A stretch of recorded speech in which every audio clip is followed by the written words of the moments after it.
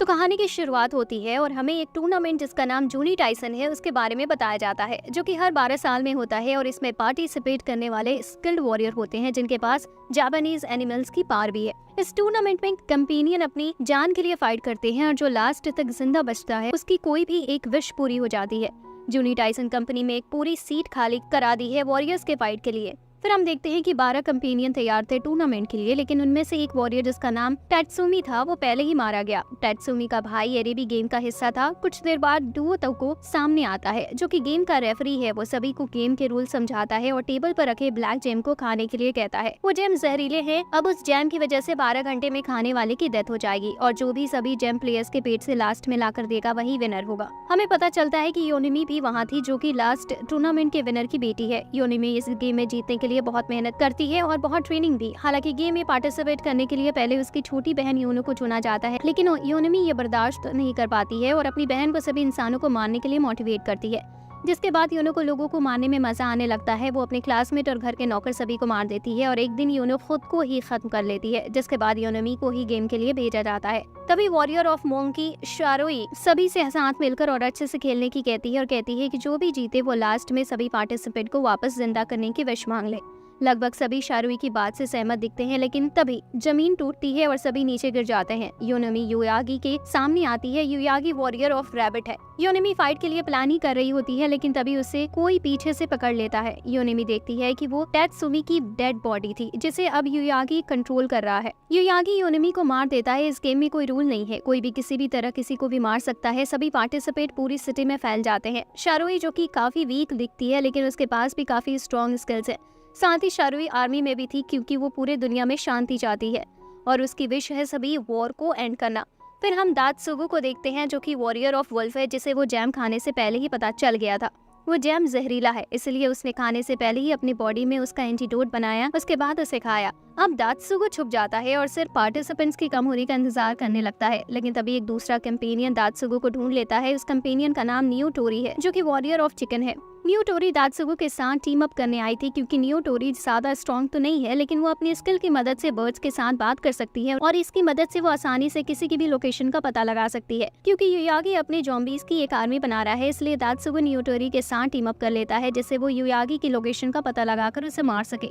दात्सुगु युयागी तक पहुंच जाता है और देखता है कि उसने मरी हुई योनिमी को भी अपने कंट्रोल में कर लिया है। तो दात्सुगु नियोटोरी का हाथ काटता है जिससे उसकी पावर बूस्ट हो जाए और योनिमी को हराने की कहता है, लेकिन नियोटोरी दात्सुगु पर ही अटैक कर देती है और उसे मार देती है। नियोटोरी के पेरेंट्स ने उसे बचपन में काफी मारा था और परेशान भी किया था, जिस वजह से उसकी मेमोरी लॉस हो गई थी और फिर नियोटोरी की पावर देखकर फैमिली ने उसे अडॉप्ट कर लिया। जिसके बाद वो लोग नियोटोरी को एक स्पाई की तरह यूज करने लगे, जिसकी वजह से नियोटोरी ने इतने सारे लोगों को धोखा दिया था कि वो दोस्ती और इंसानियत का मतलब ही भूल गई थी। अब दात्सुगु को मारने के बाद नियोटोरी नेसुमी के पास पहुंचती है और वो नियोटोरी को शारुई के पास ले जाता है क्योंकि वो पहले से ही शारुई के साथ है। नियोटोरी शारुई को भी मारने की सोचती है, लेकिन शारुई के अंदर की इतनी अच्छाई देखकर नियोटोरी काफी हैरान हो जाती है और अपना वेपन वही छोड़कर वहां से जाने लगती है। वहां से जाने के बाद नियोटोरी के सामने वॉरियर ऑफ ऑक्स आशी के सामने आ जाता है, जो कि काफी स्ट्रॉन्ग वॉरियर है और आशी ने पहले ही वॉरियर ऑफ हॉर्स को हरा दिया है। नियोटोरी सोच ही रही थी कि उसे कैसे निकलना चाहिए, लेकिन तभी आशी उसके ऊपर अटैक करता है और कुछ ही सेकंड में ही नियोटोरी को मार देता है। नेसुको और शारुई दोनों काफी सेफ जगह छुपे हुए थे। शारुई जिसने कई साल 3 मॉन्की मॉन्स्टर्स से ट्रेनिंग ली है और सभी स्किल्स को सीखने के बाद उसने डिसाइड किया है कि वो अपनी पावर से दुनिया में शांति लाएगी, जिससे सभी आसानी से रह सके। फिर शारुई ने कई सारी वॉर में हिस्सा लिया और लोगों को एक दूसरे से फाइट करने से रोका भी और दोस्ती भी कराई, लेकिन हमेशा किसी वॉर के बाद कोई और वॉर शुरू हो जाती और शारुई जितने लोगों को बचाती उससे कई गुना ज्यादा लोग उन वॉर में मारे जाते। जिसके बाद शारुई अपना घर छोड़ती है और जूनी टाइसन में हिस्सा लेने का डिसाइड करती है। हालांकि नेसुमी शारुई के साथ एग्री नहीं करता है और कहता है कि अगर उन्हें वॉर खत्म करनी है तो सभी कंपेनियंस को मारना होगा, लेकिन तभी युयागी उन्हें ढूंढ लेता है, जिसकी वजह से उन्हें उससे फाइट करनी पड़ती है। शारुई नेसुमी को ज़ॉम्बीज से फाइट करने को कहती है जब तक कि वो युयागी को अपने साइड करने की कोशिश करेगी, क्योंकि युयागी ने गेम की शुरुआत में उससे बात पर एग्री की थी। फिर हम देखते हैं कि जूनी टाइसन असल में कुछ अमीर लोगों का मनोरंजन का तरीका है और इससे वो अपने पार पूरे वर्ल्ड पर दिखाते हैं। और इस टाइम सभी वीआईपी को लग रहा था कि हित्सुजी ही गेम जीतेगा, क्योंकि हित्सुजी ने 9th जूनी टाइसन भी जीता है। हित्सुजी वॉरियर ऑफ शिप है और वो वेपन डीलिंग का काम भी करता है और एक दिन अपने क्लाइंट की बेटी के साथ शादी कर ली। अब हित्सुजी 9th जूनी टाइसन जीता। उसने विश मांगी कि वो इतना जी सके कि अपने पोते को देख सके। लेकिन फिर हित्सुजी को पता चलता है कि इस बार की गेम में उसके पोते को बुलाया जा रहा है, लेकिन वो अपने पोते को खतरे में नहीं डालना चाहता था। इसीलिए हित्सुजी ने खुद हिस्सा लेने का फैसला किया। लेकिन हित्सुजी अब बूढ़ा हो चुका है, इस वजह से वो फिजिकल पावर में बहुत वीक है। तो हित्सुजी अपने एक्सपीरियंस से जीतने का प्लान बनाता है और जब सभी को जेम खाने को कहा गया था तब हित्सुजी ने उसे नहीं खाया बल्कि अपनी दाढ़ी में छुपा लिया, जिससे वो सभी को विश्वास दिला सके कि वो बिना किसी को काटे जेम उनकी बॉडी से निकाल सकता है और सभी को अपने साथ कर ले। तो अब हित्सुजी स्ट्रॉन्ग वॉरियर की तलाश में निकल जाता है, लेकिन उसे एक वीक वॉरियर टोरी मिलता है जो कि वॉरियर ऑफ टाइगर है। हित्सुजी टोरा की वीक समझने की भूल करता है और उस पर अटैक कर देता है, क्योंकि वो काफी ज्यादा नशे में भी दिख रही थी। लेकिन टोरा अपने एक ही अटैक में हित्सुजी को खत्म कर देती है। दूसरी तरफ शारुई ने युआगी के सभी अटैक समझ लिए थे और अब उसे यकीन हो गया था कि युआगी उसे नहीं हरा सकता। तभी युआगी भागने लगता है और तैत्सुमी के सर का इस्तेमाल करके शारुई पर अटैक कर देता है, जिससे शारुई की मौत हो जाती है। नेसुमी अब फिर छुपने की जगह ढूंढने लगता है और वो नियुमा के पास पहुंच जाता है, जो कि आशी के अटैक से बच गया था। लेकिन आशी के अटैक इतने ज्यादा फास्ट थे कि वो उस पर अटैक ही नहीं कर पाता और भाग जाता है।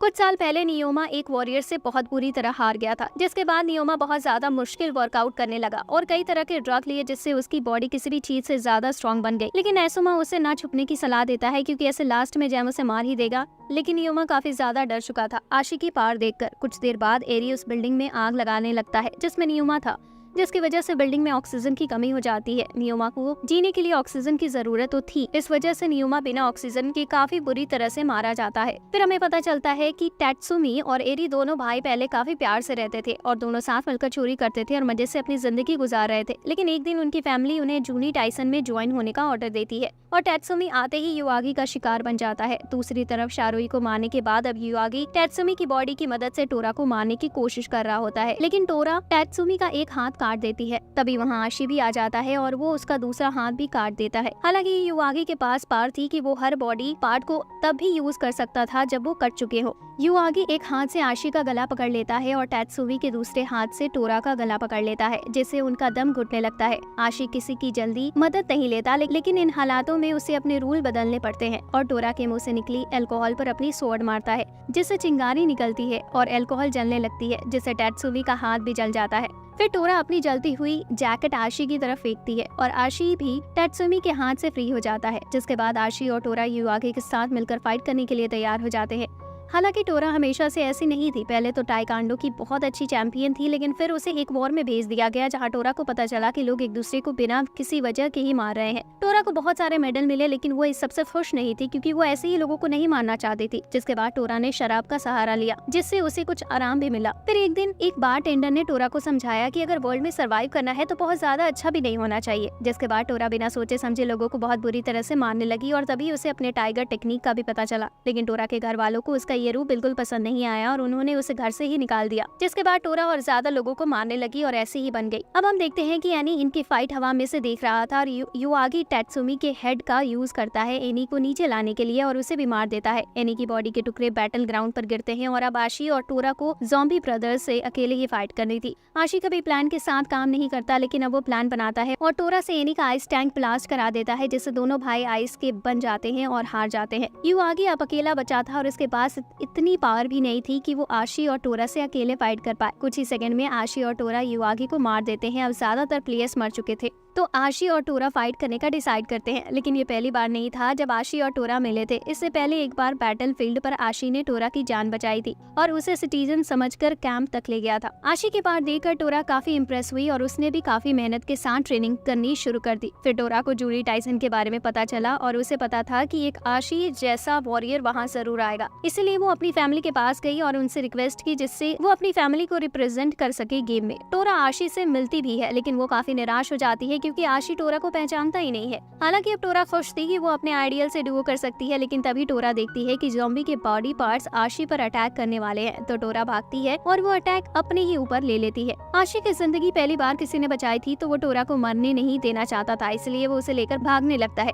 हम देखते हैं कि युआगी मरे हुए लोगों की बॉडी कंट्रोल कर सकता था, इस वजह से वो खुद के मरने के बाद भी वो अपने आप को वापस जोड़ने लगता है। कुछ दूर आने के बाद टोरा आशी से उसे मारने की कहती है क्योंकि वो युआगी के पपेट नहीं बनना चाहती थी। आशी उसके लिए मान जाता है। काफी दर्द भरी जिंदगी जीने के बाद टोरा अपने आइडियल के हाथों मरकर काफी खुश थी। जल्दी युआगी अपनी पूरी बॉडी वापस जोड़ लेता है और आशी की तरफ आने लगता है। आशी वहाँ खड़ी गाड़ियों को ब्लास्ट करके युआगी को बॉडी जलाने का प्लान बनाता है, लेकिन इसके लिए आशी को कुछ टाइम चाहिए था, इसलिए आशी युआगी की बॉडी फिर से काट देता है। लेकिन तभी ज़ॉम्बी शारोई आशी को पकड़ता है, तब तक कि युआगी वापस जुड़ रहा है। आशी किसी भी कीमत पर युआगी का ज़ॉम्बी नहीं बनना चाहता था, इसलिए वो खुद को मार देने का डिसाइड करता है, लेकिन आशी इतनी हिम्मत नहीं जुटा पाता। तभी वहाँ नेसुमा आ जाता है, जो कि अभी तक जिंदा था और उसके पास एनी का एक बॉम्ब भी था। आशी को पता था कि इससे वो भी मर जाएगा, लेकिन ये ज़ॉम्बी बनने से अच्छा होगा, इसलिए उसने बॉम्ब अपने ऊपर ही ब्लास्ट कर लिया। नेसुमी वापस दुओतुको के पास पहुंच जाता है सभी 12 जेम के साथ और नेसुमी जीत जाता है। दुओतुको नेसुमी से पूछता है कि वो गेम कैसे जीता। फिर हमें पता चलता है कि नेसुमी के पास एबिलिटी है कि वो एक ही इवेंट को 100 बार दोहरा सकता है। तो नेसुमी ने 100 बार जूनी टाइसन खेला और हर बार मरकर अलग तरह से खेलकर सबसे अच्छा रास्ता ढूंढा गेम जीतने का। फिर नेसुमी वहाँ से चला जाता है, कहकर कि जब वो विश डिसाइड कर लेगा तब उनसे कॉन्टेक्ट कर लेगा। फिर नेसुमी वापस अपनी डेली लाइफ जीने लगता है और सोचने लगता है कि उसे क्या विश मांगनी चाहिए। नेसुमी अपनी क्लास के दोस्तों से भी इसके बारे में पूछता है, लेकिन उसे कोई भी विश सही नहीं लगती। फिर नेसुमी याद करने लगता है कि जूनी टाइसन वाले प्लेयर्स की क्या विश थी, जो कि पैसा, प्लेयर हेल्थ जैसी ही चीजें थी। लेकिन नेसुमी को ये सब पसंद नहीं था, क्योंकि उसके पास कोई जिंदगी का गोल ही नहीं था। क्योंकि नेसुमी का ऐसा मानना था कि अगर कोई गोल बनाता है और उसे अचीव नहीं कर पाता तो उसकी जिंदगी बेकार हो जाती है और अचीव ना करने के दुख में ही बीत जाती है। लेकिन अगर कोई गोल अचीव कर ले तो उसके बाद उसकी जिंदगी बोरिंग बन जाती है, क्योंकि फिर कुछ और करने के लिए रह नहीं जाता। नेसुमी सभी प्लेयर्स को वापस लाने की सोचता है, लेकिन वो भी बेकार ही रहेगा, क्योंकि वो सभी एक तरह से क्लोन ही हुए। फिर नेसुमी अपने 100 टाइम रिवर्स को 1000 टाइम करने की सोचता है, लेकिन इससे भी वो उन पल को नहीं भूल पाएगा जो उसे सहने पड़े थे जूनी टाइसन में। कई दिन निकल जाते हैं और नेसुमी कई विश के बारे में सोचता है, जैसे कि अपनी एक विश को 100 में बदल लेना, लेकिन इससे सोचना और ज्यादा मुश्किल हो जाएगा। फिर दुओतुको आ जाता है और नेसुमी से उसकी विश पूछता है। नेसुमी बहुत परेशान होने के बाद कहता है कि उसकी विश है कि वो भूल जाए कि कभी उसके पास विश मांगने का कोई चांस भी था। अब इससे नेसुमी को शांति मिलती है, जिसके लिए वो हमेशा से परेशान था। अब एनिमे का द एंड होता है। अगर आपको ये वीडियो अच्छी लगी हो तो वीडियो को लाइक करें और चैनल को सब्सक्राइब करें, साथ ही साथ बेल आइकन को दबाएं ताकि नेक्स्ट वीडियो का नोटिफिकेशन आप तक सबसे पहले पहुंचे। यहाँ तक देखने के लिए आपका बहुत बहुत शुक्रिया।